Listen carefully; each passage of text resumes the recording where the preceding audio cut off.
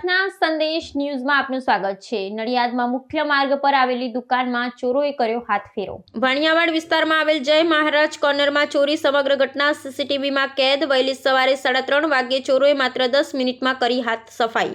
દૂધ, દહીં, chocolate, cheese, paneer સાથે મળી કુલ આશરે 50,000ની કરી ચોરી। નડિયાદના ભરચક વિસ્તારમાં ચોરોએ કર્યો હાથફેરો।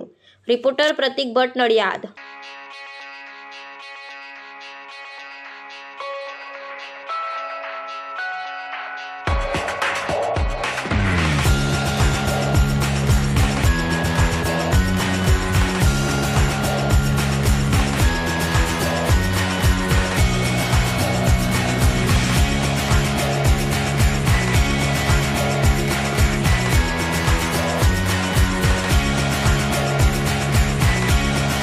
સંદેશ ન્યૂઝની તમામ લેટેસ્ટ અપડેટ્સ માટે ચેનલને હમણાં જ લાઈક, શેર અને સબસ્ક્રાઇબ કરો।